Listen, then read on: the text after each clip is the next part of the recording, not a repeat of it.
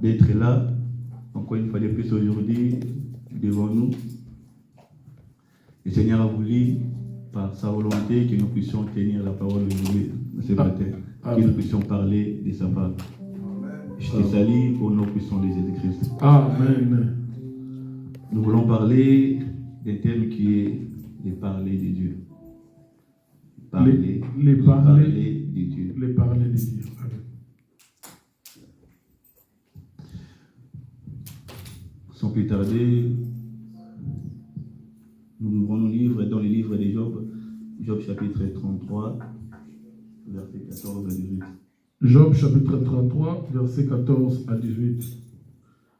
Job chapitre 33, verset 14 à 18. Nous lisons tous. Jésus. Dieu parle cependant, tantôt d'une manière, tantôt d'une autre, et l'on n'y prend point garde. Alléluia. Il parle par des songes, par des visions nocturnes, quand les hommes sont livrés à un profond sommeil, quand ils sont endormis sur leur couche. Alors il leur donne des avertissements et met les sots à ses instructions, afin de détourner l'homme du mal et de le préserver de l'orgueil, afin de garantir son âme de la fosse et sa vie de coups du glaive. Alléluia. Amen. Asseyons-nous. Notre thème est intitulé de parler de Dieu. De parler de Dieu. Nous voulons en premier lieu d'abord faire un effort de décortiquer d'abord, parler ainsi que Dieu. Dieu, c'est qui? Dieu, il est le créateur du ciel et de la terre. Dieu, c'est lui qui a créé tout ce que nous voyons, des choses visibles et des choses invisibles. Les choses invisibles et les choses visibles ont été créées par Dieu. Car la Bible nous confirme cela que non, Dieu est le créateur de toutes choses. Dieu est le créateur de toutes choses. Dieu égale omniprésent, égale omniscient, égale omnipotent. Dieu égale Jésus. Car Dieu n'est pas dans les temps, mais Dieu reste Dieu. Amen. Les parler de Dieu, c'est une langage, au moins, je peux dire que Dieu peut utiliser, afin de s'exprimer devant l'homme, afin que l'homme puisse comprendre la pensée de Dieu. Maintenant, l'homme, pour écouter, pour comprendre la parole de Dieu, il doit d'abord en premier lieu croire que Dieu existe et considérer Dieu.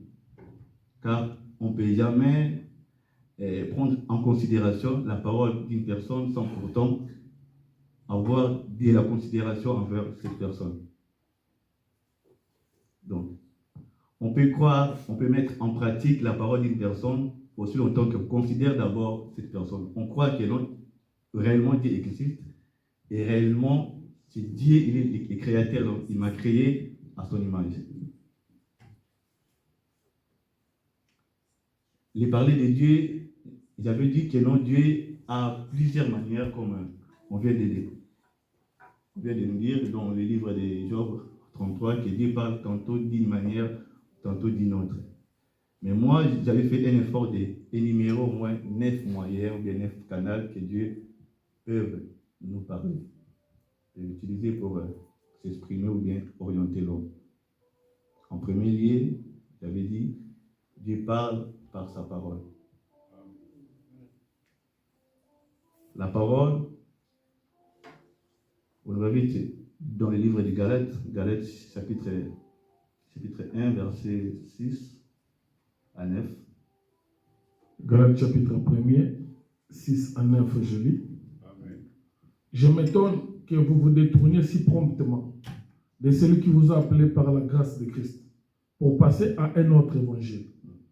Non pas qu'il y ait un autre évangile, mais il y a des gens qui vous troublent et qui veulent renverser l'évangile de Christ.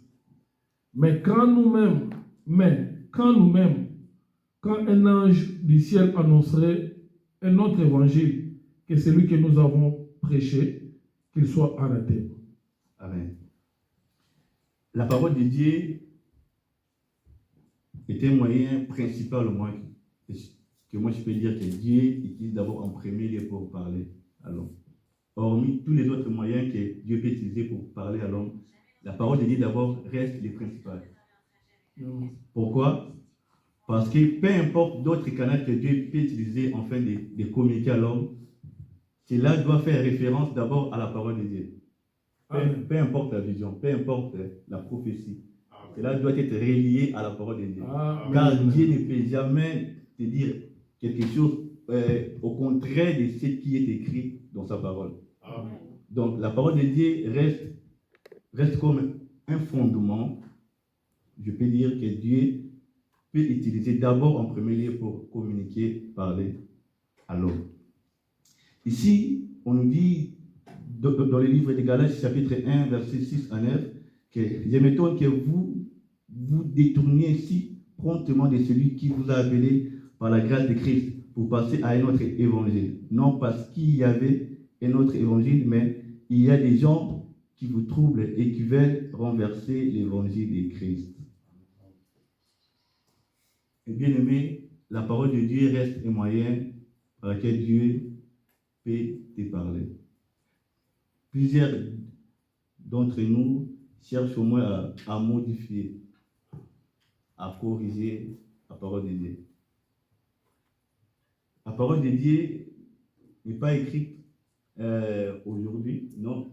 Il y a cela des décennies que la parole de Dieu a été écrite.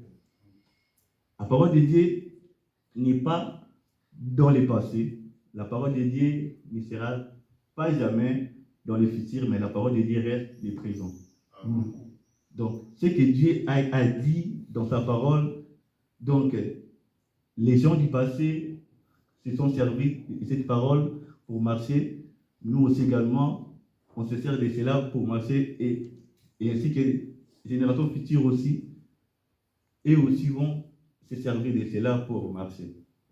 Car Dieu reste Dieu. Il s'appelle Je suis. Donc, Dieu était dans le passé, il est dans le présent et il sera dans le futur. Il reste le même. Donc, sa parole, la Bible est un roman, au moins, je peux dire, qu'on peut prêcher durant des années et des années. Des années et des années. Pourquoi? Parce que lorsque tu prends le temps de lire la parole de Dieu, parfois, il m'est aussi arrivé de lire la parole de Dieu. Je me dis, mais Dieu me parle, moi, en quelque sorte. Donc, je lis un texte qui a été écrit il y a cela des années, mais comme si Dieu me parlait, moi, présentement. Amen. Amen. Donc, la parole de Dieu ne dépend pas du temps, mais c'est à nous de comprendre ce que Dieu veut nous parler en ce moment. Yes. Si tu veux écouter, être conduit par Dieu, tu dois connaître d'abord, en premier lieu, savoir lire, méditer la parole de Dieu. Te laisser guider par la Bible. Car la Bible est un moyen par lequel Dieu utilise pour parler à un homme. Deuxième moyen, j'avais dit, c'est la parole perçue. La parole perçue.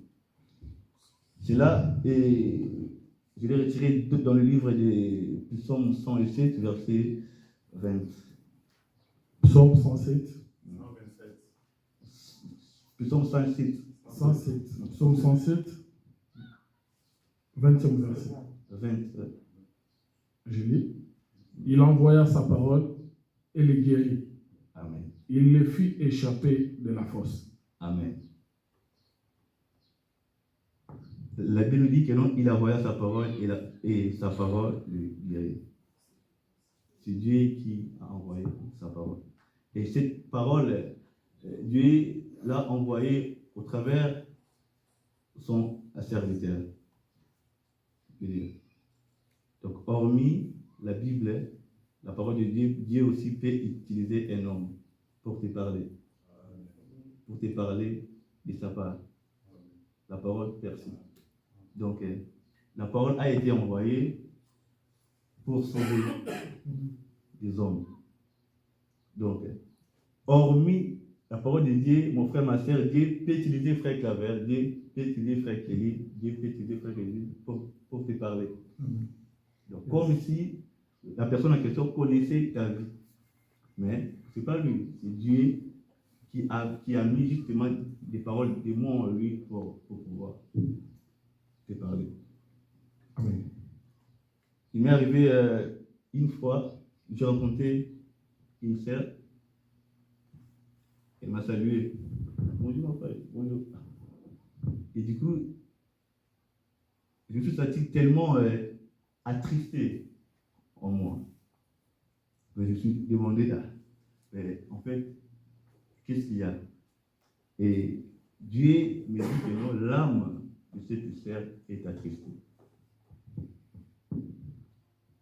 J'ai commencé à lui dire que non, ma sœur, Dieu te connaît. Il te connaît. Il connaît les situations que tu es en train de traverser. N'écris pas, car il est avec toi. Et la sœur en question a commencé à pleurer. Donc, malgré que non, elle faisait semblant de rire, de rigoler, mais en soi, au plus profond de lui, il était tellement attristé.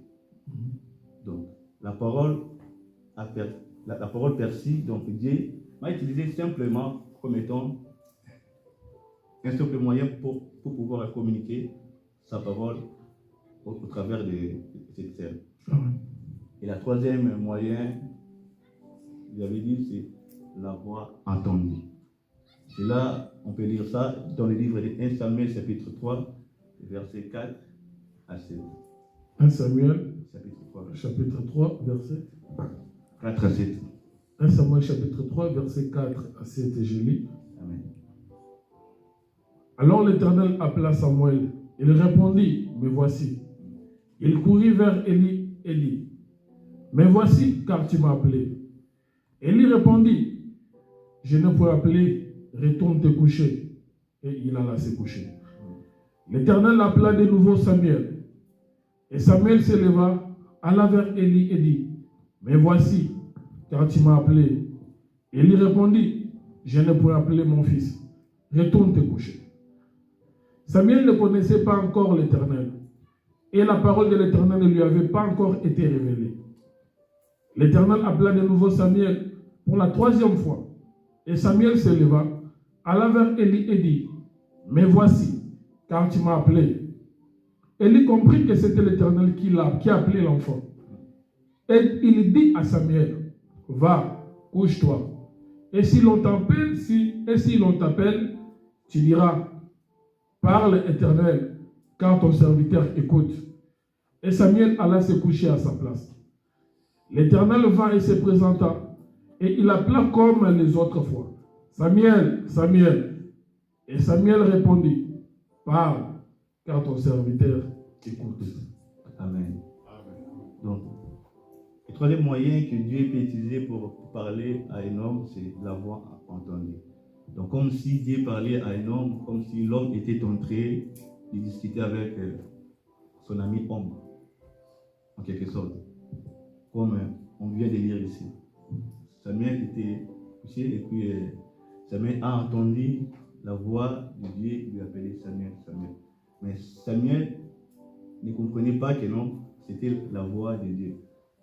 Donc Dieu peut te parler comme étant un homme, mais Dieu peut aussi imiter la voix d'une personne pour te parler. Comme ici, Samuel écoutait la voix de Dieu comme la voix de Élie, plutôt. Donc, Samuel se disait, certainement, le prophète Élie m'appelle. Et il est parti. Comme il dit, je suis là. Non, c'est pas moi. C'est l'Éternel. Et après 3 fois, Élie a compris. Pourquoi? Parce que Élie avait l'Esprit de Dieu en lui. Élie savait distinguer l'appel, la voix de Dieu, c'est que Samuel n'avait pas du tout encore en ces talents. Dieu peut aussi te parler, mon frère, ma chère, toi qui es là, on s'est lié. peut te parler par la voix entendue. Donc tu es là, tu écoutes une voix qui te dit. Mais il faut aussi savoir distinguer que cette voix vient de Dieu ou pas. Parce que Dieu parle, mais le diable aussi parle, l'homme aussi parle. Amen. Aujourd'hui, on va justement parler de Dieu. Si Dieu permet, l'autre jour, on en parlera aussi du parler des diables et du parler des hommes. En réalité, les diables imitent justement notre Seigneur. Très bien. Amen. Les diables imitent justement notre Seigneur. Donc, les diables utilisent aussi ces 9 moyens pour parler à l'homme. On verra ça prochainement. Amen. Les diables utilisent aussi ces 9 moyens pour parler à l'homme. Mais du mal, avec nous, les chrétiens, nous pensons que non, les diables opèrent et que non, notre Dieu n'opère pas. Parce que, c'était une fois, j'ai entendu un frère qui priait et puis il disait, Seigneur, si au moins les gens de ce monde réussissent dans la vie, à combien plus forte raison nous, qui sommes tes serviteurs. Non. Les diables ne bénissent pas. Les diables copient justement notre Seigneur. Amen. C'est Dieu qui bénit. Donc, tu ne peux pas dire au Seigneur de faire comme les diables font. Non. Le Seigneur agit selon les temps. Et le Seigneur ne tient pas compte que non, toi tu es pressé, que non, Seigneur, je vais justement voir cela maintenant, pas de maintenant. Il reste Dieu, il est fidèle à lui-même et il reste Dieu. Amen. Personne ne peut changer la décision de Dieu, personne. Même pas le roi de ce monde, personne. Amen. Car il reste Dieu. Amen. Donc, par la voix entendue, Dieu peut aussi te parler. Tu es là, assis, et directement, tu écoutes une voix ou Dieu qui te parle. Pour arriver en ce stade, c'est comment dirais-je, c'est un autre level au moins, un autre niveau. Pourquoi? Parce que d'abord, en premier lieu, Dieu parle, mais Dieu ne parle pas à n'importe qui. D'abord, il faut savoir cela. Dieu ne parle pas à n'importe qui. Dieu parle à ceux qui sont à lui seulement. Car il dit, il se connaît mes brebis et les brebis me connaissent. Amen. Et ils entendent ma voix. Amen. Donc, pour entendre la voix de Dieu, tu dois d'abord appartenir à lui. Amen. Être d'abord dans la bergerie. Amen. Et après, Amen. Maintenant, tu auras accès à écouter la parole de Dieu et à comprendre ce que Dieu veut te parler. Amen. Car celui qui n'est pas brebis ne peut jamais écouter et comprendre la parole de Dieu. Donc, nombreux aussi, parfois, il vient aussi ici à l'église pour prier. Il vient à l'église pour prier, mais il n'est pas encore appelé brebis. Pourquoi? Parce qu'il n'arrive pas à comprendre la parole de Dieu. Pourquoi? Il n'est pas de Dieu. Donc, quand au moins on prêche la parole de Dieu et lui, il se dit que non, sûrement, le pasteur connaissait déjà ma vie. Sûrement, dit que non, j'avais parlé du problème à Papa Rex. Et Papa Rex est allé relater cela à Papa Charles. Et Papa Charles a fait de cela une prédication. Non. Pour comprendre la parole de Dieu, pour comprendre la pensée de Dieu, il faut d'abord être un enfant de Dieu. Amen. Amen. Et quatrième moyen, j'avais dit, c'est la conviction intérieure. C'est là, on peut retrouver dans le livre de 1 Corinthiens chapitre 2, verset 8 à 10. 1 Corinthiens 2, 1 Corinthiens chapitre 2, 8 à 10. 8 à 10, je lis au nom de Jésus. Amen. 1 Corinthiens chapitre 2, 8 à 10. Sagesse qu'aucun des chefs de ce siècle n'a connue. Car s'ils l'eussent connue, ils n'auraient pas crucifié le Seigneur de gloire. Mais, comme il est écrit, ce sont des choses que l'œil n'a point vues, que l'oreille n'a point entendues, et qui ne sont point montées au cœur de l'homme. Des choses qu'il y a préparées pour ceux qui l'aiment. Dieu nous les a révélées par l'Esprit, car l'Esprit sonde tout, même les profondeurs de Dieu. Amen. Par là, on a vite compris que non, par la conviction du cœur, Dieu peut aussi te parler. Je ne sais pas si il t'est déjà arrivé parfois d'être là, tu veux faire quelque chose, et puis tu es tellement convaincu que non, si au moins je fais cela, je suis sûr et certain que non, cela réussira. Et je donne un exemple de moi-même. Avant d'arriver ici à Angers, j'étais d'abord à Grenoble vers Lyon. Maintenant, c'était prévu que non, qu'on puisse commencer des démarches ensemble avec un frère, un homme dédié. Quand il était vraiment occupé par des programmes. Il annulait toujours les rendez-vous. Non, le mardi prochain, mercredi, vendredi, samedi, dimanche. Bon. Et en même temps, moi aussi, de ma part, j'ai prié le Seigneur. J'ai demandé au Seigneur que ta volonté soit faite. Pourquoi? Parce que il y avait une sœur au pays. Elle m'avait proposé de venir à Angers chez un confrère aussi congolais. Et pendant que j'ai prié, une fois j'avais des larmes aux yeux. Pourquoi? Parce que à l'église aussi là-bas, j'étais aussi un serviteur de Dieu et j'étais aussi quand même aimé par l'église. Maintenant, j'ai regardé sur moi, les gens attendent que nos frères Christ doivent partir pour ne plus revenir ici. Même les pasteurs étaient vraiment sous choc. Et pendant que j'ai prié, j'étais tellement convaincu au fond de moi que non, je dois partir. Je dois aller.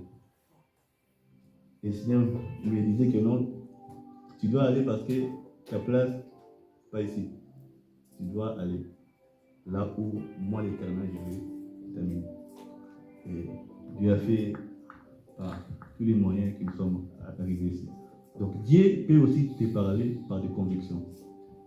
Tu veux faire quelque chose, tu veux aller quelque part, prends le temps aussi d'écouter d'abord la conviction de ton cœur. Qu'est-ce que Dieu te dit d'abord au fond de toi? Au fond de toi. Qu'est-ce que le Seigneur te dit d'abord de faire? Parfois, nous voulons agir contraire à notre conviction. Mon frère, ma soeur, il y a toujours des retombées pour ceux-là qui n'obéissent jamais à la parole de Dieu.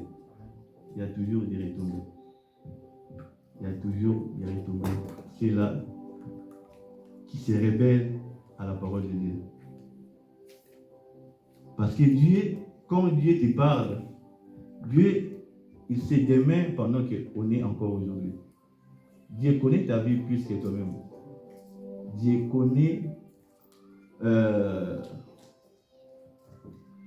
connaît ton avenir plus que toi-même.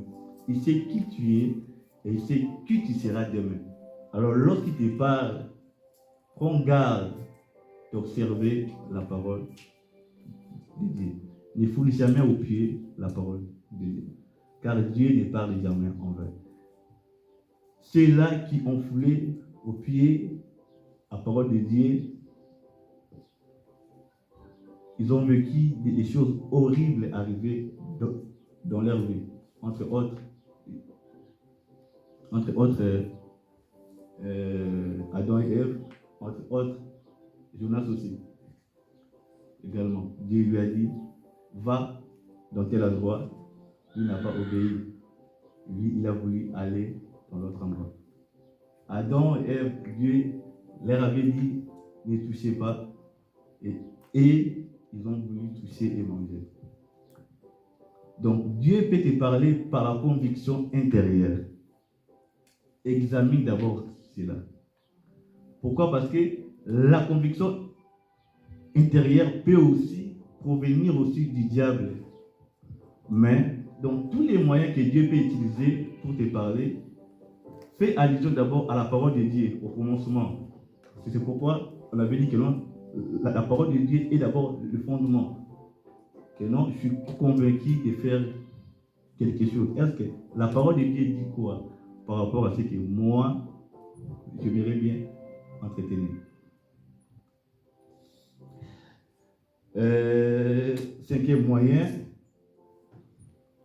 je dis, c'est aussi par les songes. Dieu nous parle aussi par les songes. Là, on a déjà lu ça dans le livre de Job, chapitre 33, verset 14 à 18. Donc, pendant que les hommes sont couchés, Dieu peut aussi visiter l'homme pour lui parler au travers des songes, pour lui révéler des choses à venir, pour lui, pour l'Église, et aussi pour son frère qui est à côté de lui. Dieu peut te parler, mais non pas aussi pour toi seul, mais il peut te parler pour pouvoir communiquer sa parole vers l'autre. Par les songes, Dieu parle aussi. Alors prends garde de tous les songes que toi tu prends. Pourquoi? Parce que le diable est tellement réalisé. Qu'est-ce que le diable fait? Il nous arrive aussi parfois avoir un songe et puis arriver le matin, bon, on oublie ça. Tu vois? Dieu t'a visité, Dieu t'a parlé et l'ennemi, arrivé le matin, vient pour arracher cela, pour enlever la parole que Dieu t'a révélée. Dieu parle par des songes. Le diable peut aussi venir t'arracher ce que Dieu t'a donné comme songe. Par les songes, Dieu aussi parle. Et septième moyen, si moi, je n'ai pas oublié, non, sixième moyen plutôt. Je dis, Dieu parle par des visions. Des visions. Là, on peut lire ça dans le livre des Nombres, chapitre 12, verset 6. Je vais aller un peu vite pour tirer, pour faire la synthèse et puis comprendre ce que Dieu veut nous parler ce matin. Nombre, chapitre 12, verset 6. Je lis au nom du Seigneur. Nombre 12, 6. Et il dit, écoutez bien mes paroles. Lorsqu'il y aura parmi vous un prophète, c'est dans une vision que moi, l'Éternel, je me révélerai à lui. C'est dans un songe que je lui parlerai. Dieu parle aussi par des visions. Avoir des visions, donc tu es là, tu n'es pas couché, parce que les songes ainsi que la vision, c'est des choses différentes. Pourquoi? Parce que les songes, c'est tu es couché et puis Dieu te parle. La vision, tu es là, assis, tu es là debout, et Dieu te révèle des choses cachées. Cela opère beaucoup plus chez les prophètes. C'est là qu'on appelle les prophètes. Il est là, il est assis, et puis Dieu lui prend, et puis Dieu lui amène quelque part pour lui faire montrer des choses que l'œil humain ne peut jamais voir. Et septième moyen, vous avez dit, par des objets sacrés. Dieu aussi peut parler. Par des objets sacrés, Dieu peut aussi parler. C'est là, je dirais ça, dans le livre de 1 Samuel, chapitre 28, 6. 1 Samuel 28, 6, je lis vite vite. Saoul consulta l'Éternel et l'Éternel ne lui répondit point, ni par des songes, ni par les rêves. On dit ni par des songes, ni par les rêves, ni par les prophètes. Donc, les rêves aussi étaient objets sacrés que Dieu utilisait aussi en Israël pour parler à son peuple. Donc, par des objets sacrés, Dieu peut aussi te parler par des objets sacrés. Hormis cela, nous prenons le livre des Nombres. Nombres, chapitre 27. Pardon. Nombre 27. 21. La Bible nous dit, il se présentera devant le sacrificateur Éléazar qui considérera pour lui les jugements de l'Irem devant l'Éternel. Et Josué, tous les enfants d'Israël avec lui, et toute l'assemblée sortiront sur l'ordre d'Éléazar et entreront sur son ordre. Donc, l'Irem aussi nous montre que non, Dieu parlait aussi à travers les objets sacrés. On va un peu vite, compte tenu du temps, Actes des Apôtres, chapitre 21, là, maintenant on est dans le 8e point que Dieu peut parler. C'est par les dons spirituels. Par les dons spirituels, aussi Dieu peut te parler. Là, c'est dans le livre des Actes des Apôtres, chapitre 21, versets 10 à 12. Acte 21, 10 à 12. Je lis vite. Acte 21, 10 à 12. Comme nous étions là depuis plusieurs jours, un prophète nommé Agabus descendit de Judée et vint nous trouver. Il prit la ceinture de Paul, se lia les pieds et les mains et dit: voici ce que déclare le Saint-Esprit. L'homme à qui appartient cette ceinture, les Juifs le lieront de la même manière à Jérusalem et le livreront entre les mains des païens. Ok. Merci beaucoup. Donc, le livre des Actes des Apôtres, chapitre 21, 10 à 12, on montre que notre Dieu peut parler par les dons spirituels des autres. Ici, là, on montre que notre Dieu a utilisé. Dieu a utilisé un homme pour parler à son peuple au travers des dons spirituels.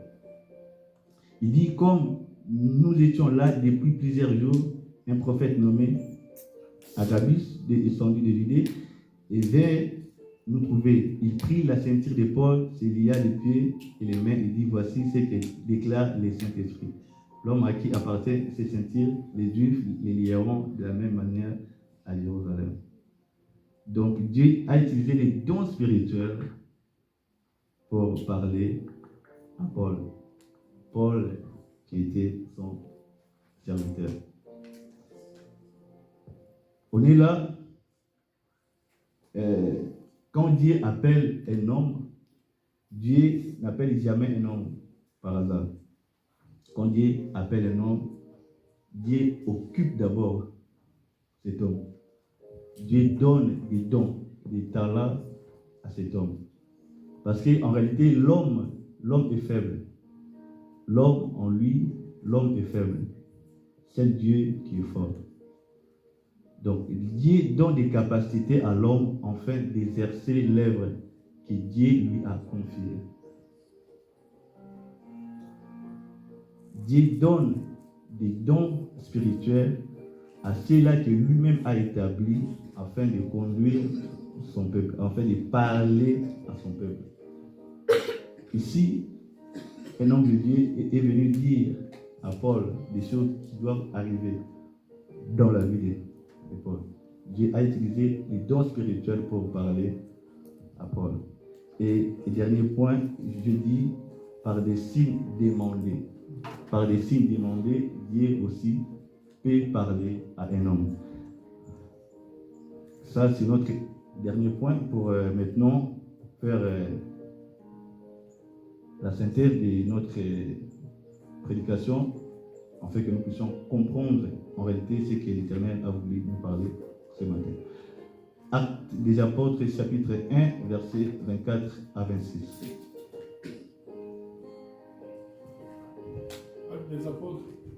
Actes des Apôtres, chapitre 1er, versets 24 à 26, je lis. Au nom de Jésus.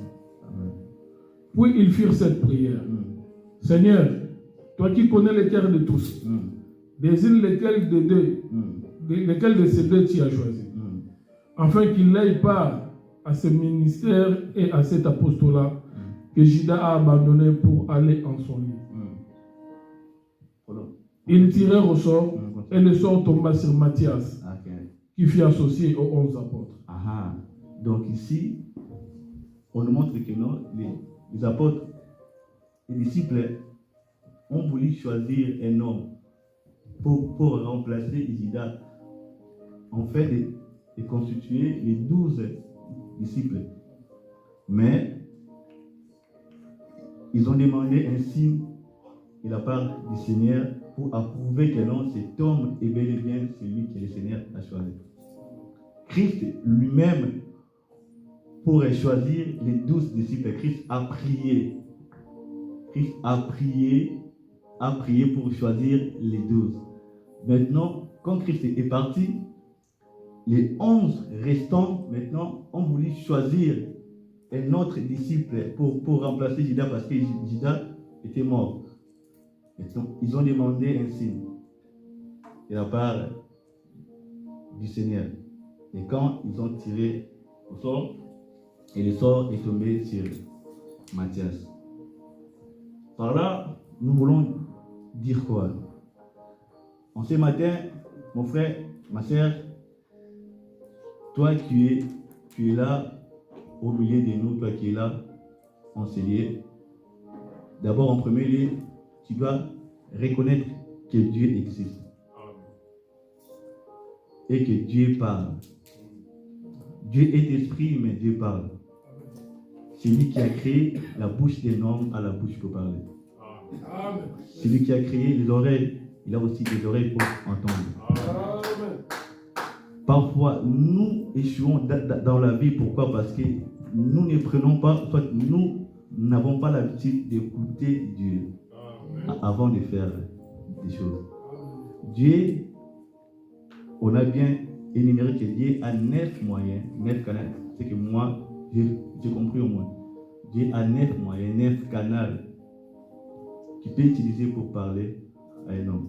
Par sa parole, par la Bible, par la parole perçue, par la voix entendue, par la conviction intérieure, par les songes, par les visions, par les objets sacrés, par les dons spirituels des autres, par des signes demandés. Maintenant, qu'est-ce qui nous arrive, nous les chrétiens d'aujourd'hui? Parfois, tu veux faire quelque chose et Dieu te parle vraiment. Te dit ne fais pas cela. Mais tellement que nous sommes des enfants désobéissants à Dieu, nous voulons justement s'opposer à la parole de Dieu. Quand tu veux faire, avant d'abord de faire quelque chose, cherche à connaître la volonté de Dieu. C'est très important.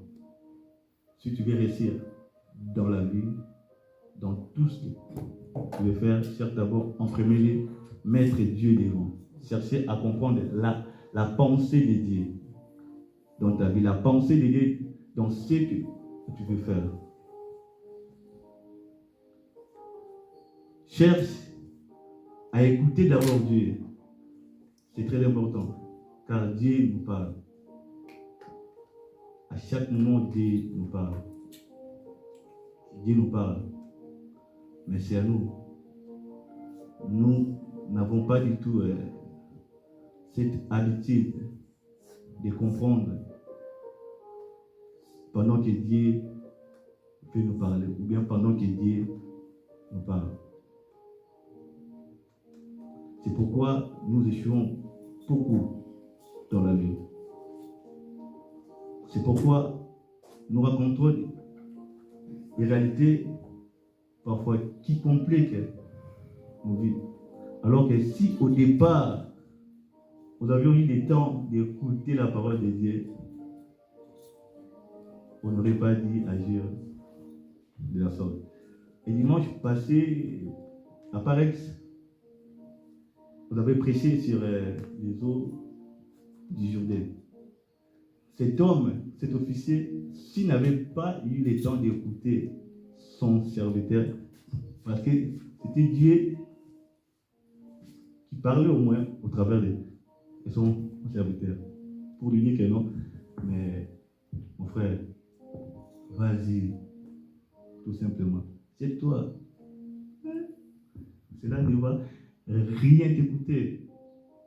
Mais nous, vu que non, nous connaissons trop plus que Dieu. Donc nous sommes plus intelligents que Dieu.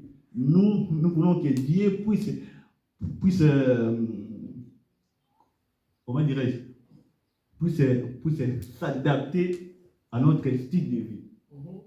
Que Dieu puisse s'adapter à notre manière de voir les choses. Non, laissons-nous être conduits, dirigés par la parole de Dieu. Car la parole de Dieu n'est pas dans le passé. La parole de Dieu n'est pas dans le futur, mais la parole de Dieu est dans le présent. La parole de Dieu est dans les présents, mon frère. Mon frère, ma soeur, ne dis pas que non, Paul n'a pas vécu notre époque, que non, Jean n'a pas vécu notre époque. Mon frère, ma soeur, il n'y a rien de nouveau sur cette terre. Il n'y a rien de nouveau, mon frère. Rien de nouveau. Rien. Je te confirme, il n'y a rien de nouveau sur cette terre. Prends le temps de lire la Bible. Et par là au moins, tu comprendras que non, il n'y a rien de nouveau sur cette terre. Rien de nouveau. Ne soyons pas sages à notre propre yeux. Ne soyons pas sages à notre propre yeux. Quand Dieu te parle, parce que Dieu t'aime, il t'aime, il est notre papa. Quand Dieu te parle, c'est parce qu'il t'aime, il veut te voir ici, il veut ton bonheur. Mais pourquoi tu ne veux pas obéir à la parole de Dieu? Dieu te parle parce que Dieu t'aime. Imagine un peu Dieu, il a laissé son trône pour descendre, en fait, de te sauver. Il a laissé son trône pour chercher Frère Claver. Il a laissé son trône pour chercher la sphère célestine. Pourquoi? Parce que Dieu t'aime. Dieu n'a pas intérêt de te voir échouer et puis il est là, il est content. Non. À chaque fois que l'homme plutôt désobéit à la parole de Dieu, le Saint-Esprit est attristé. Mon frère, ma soeur, s'il te plaît, n'attristons pas le Saint-Esprit de Dieu. Cherchons à obéir à la parole de Dieu. Cherchons à comprendre comme Dieu nous parle. Cherchons à être des enfants obéissants à la parole de Dieu.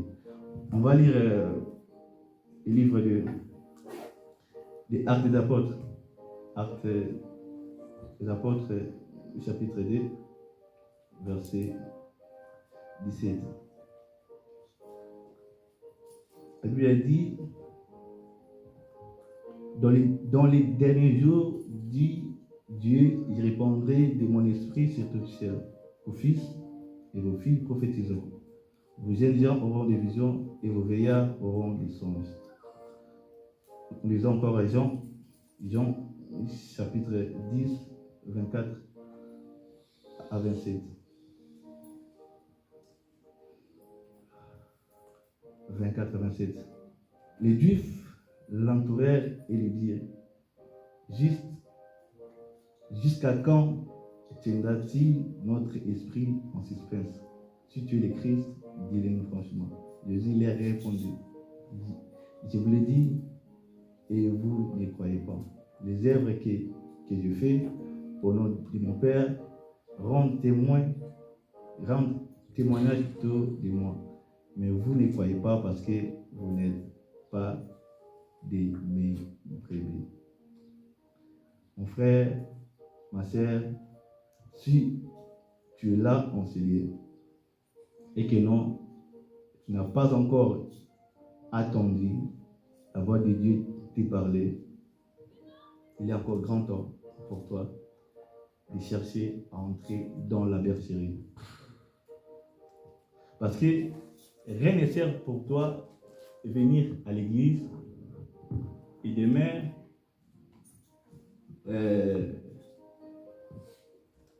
ton âme est allée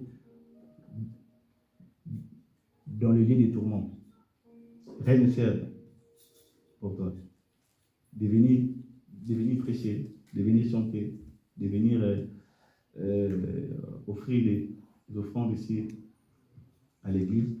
Et après, demain, le frère en question, il n'est pas parti au paradis. Là, j'ai admis pour toi de rester à la maison en premier lieu. De rester à la maison, mon frère, ma soeur, de rester à la maison, de faire ta vie librement comme tu veux. Mais si tu viens ici à l'église, laisse-moi te dire, cherche d'abord à entrer dans la bergerie. Cherche à entrer dans la bergerie. À entrer dans la bergerie. Par là, que tu auras maintenant accès à écouter la voix du Seigneur. Si tu n'es pas encore entré dans la bergerie, cherche, il est encore grand temps pour toi. Parce que entrer dans la bergerie veut dire d'abord, en premier lieu, avoir l'Esprit de Dieu, accepter Christ dans ta vie, être occupé par le Saint-Esprit, avoir l'Esprit de Dieu en toi. Car lorsque le Seigneur, notre Dieu, viendra sur cette terre, il viendra d'abord chercher ceux-là qui ont la marque du Christ en lui. Or, la marque du Christ, c'est le Saint-Esprit en nous. Donc, c'est comme... comment expliquer ça? C'est comme un Christ et comme un réseau Wi-Fi. Tu vois? D'où, avant de se connecter à lui, il te faut avoir les mots de passe. Donc, s'il te donne les mots de passe, directement, tu seras connecté à lui. Maintenant, aussi autant que non, n'a pas les mots de passe que lui-même a, donc tu ne peux jamais se connecter en lui. Donc, lorsque Christ viendra maintenant, il viendra prendre ceux-là qui sont connectés avec lui. Non pas ceux-là qui ne sont pas connectés avec lui. Être connecté à Christ, c'est avoir l'Esprit de Dieu, c'est marcher dans la parole de Dieu. Marcher, observer la parole de Dieu. Le Seigneur a voulu dire à un homme conseiller que non, il est là, il voit tout, il est omniprésent, il est présent partout. Peu importe là où tu peux être, en cachette, dans les trains, à la maison, je ne sais pas où c'est, à l'école, mais le Seigneur est présent partout. Il est omniprésent, il est omniscient. Il est présent partout avec toi. Il te connaît, il connaît tout, sauf rien. Rien ne se cache devant Dieu. Et il est omnipotent.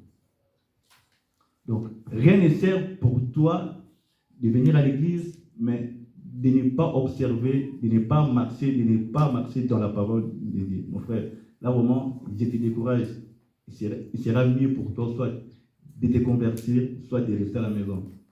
Parce qu'on ne vient pas ici pour blaguer, on ne vient pas ici comme un lieu de rencontre, comme Instagram, TikTok, je sais pas moi. Donc, on est venu regarder des chants en train de louer. Ah, vraiment, le frère n'a pas bien chanté aujourd'hui. Ah, la sœur a fait des fausses notes aujourd'hui. Mais quand même, la prédication de Papa Charles était quand même très bien. J'apprécie, non. Lorsqu'on vient ici, c'est pour écouter la parole de Dieu, prêter l'oreille à la parole de Dieu, comprendre ce que Dieu a voulu te parler, afin de marcher correctement selon ce qui est écrit. Afin de marcher correctement selon ce qui est écrit. Je ne sais pas si ce matin le Seigneur a parlé à Enoch. Je ne sais pas si ce matin le Seigneur a parlé à Enoch. Le Seigneur parle. Et je répète encore pour une dernière fois. Le Seigneur parle. Le Seigneur parle. Prends le temps d'écouter sa parole. Prends le temps d'examiner sa parole.